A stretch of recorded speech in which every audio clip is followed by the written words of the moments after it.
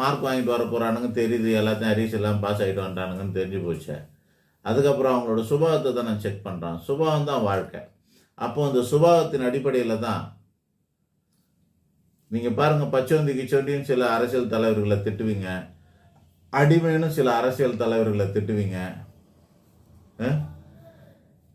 ஆனால் நெளிவு சுழிவாக இருக்கிறவங்க தான் நம்ம வாழ்க்கை ஓடுது.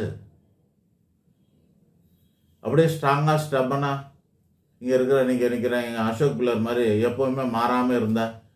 நான் 60s பிறந்தவன். இந்த பில்லர் வச்ச காலத்துலேருந்து நான் பார்த்துட்ருக்குறேன். பிளாக் அண்ட் ஒயிட் படம்லாம் நீங்கள் நெட்டில் பாருங்கள். அந்த ரோடு பில்லர் அப்படியே இருக்குதுங்க. பில்லர் சுற்றி இருக்கிற ரவுண்டானிலேருந்து சுற்றி இருக்கிற ஏரியா வரைக்கும் எல்லாமே மாறி போச்சுங்க. நீ மாறாமல் இருந்தனா அப்படியே மரம் மாதிரி தான் நிற்கணும், பில்லர் மாதிரி தான் நின்றுக்கிட்டே இருக்கணும். மாறினா தான் உன் வாழ்க்கை மாறும். அப்போ என்ன சொல்ல வரேன்னா, ஒருத்தனோட வாழ்க்கை நல்லா இருக்கணும்னா விதி, மதி, காலம், நேரம் இது 4ம் சேர்ந்தது தான் வாழ்க்கை. இப்போ எடப்பாடியாருக்கு விதி இருக்குதா? இருந்தது, அதனால் அவர் சிஎம் ஆகியிருந்தார். ஸ்டாலினுக்கு விதி இருந்ததா? இருந்தது, அதனால் அவரும் சிஎம் ஆகியிருக்காரு. அப்போ விதி இருக்கிறது இவங்க 2 பேருக்கு ப்ரூஃப் ஆயிடுச்சு. சீமானுக்கு சிஎம் ஆவாரா? விதி இருக்குதா? இன்ன வரைக்கும் தெரியல அனுபவபூர்வமாக. விஜய்க்கு விதி இருக்கா? இன்ன வரைக்கும் தெரியல. அப்போ 2 பேர் கன்ஃபார்மாக அவங்களுக்கு விதி இருக்குது, சிஎம் ஆகிற விதி இருக்குது. இவங்க 2 பேருக்கு விதி இருக்குதா என்னன்னு தெரியலன்னு ஒரு அமைப்பு இருக்குதா இல்லையா? அப்புறம் என்ன பண்ணணும்? மதி பாருங்க, 21 பேரை கூட்டணி சேர்த்து ஒரு இதை வச்சுட்டாரு. அவருக்கு எவ்வளோ புத்திசாலிமா 21 பேரில் ஒரு கட்சியை கூட நான் தன்னை விட்டு போக விடாமல் தக்க வச்சிருக்காரு. மதி எவ்வளோ தெளிவாக இருக்குது ஸ்டாலினுக்கு.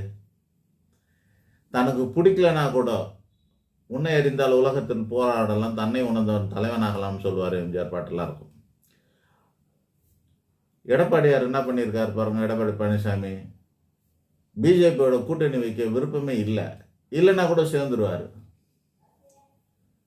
சேர்ந்துருக்காங்க, கூட்டணி சேர்ந்து வச்சிருக்காங்க. இதுதான் புத்திசாலித்தனமாக இருக்குது. இந்த மற்ற 2 பேருக்கு அந்த புத்திசாலித்தனம் இருக்குதா? பேராசை தான் இருக்குது, ஈகோ தான் இருக்குது. நானே ராஜா, நானே மந்திரியாக இருக்கணும், என்னை எவனும் கேள்வி கூட கிடைச்சா நான் பிடிச்சா அந்த பெட்ரமஸ் லைட்டே தான் பிடிப்பேன்னு அடம் பிடிக்கிறாங்க. சுபாவம் எப்படி இருக்குது பார்த்தீங்களா?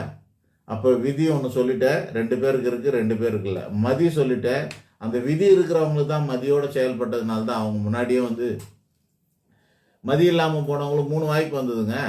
ஓபிஎஸ்க்கு சிஎம்மாக இருக்கிற 3 வாய்ப்பு இருக்குது. அவர் மதி சரியில்லை,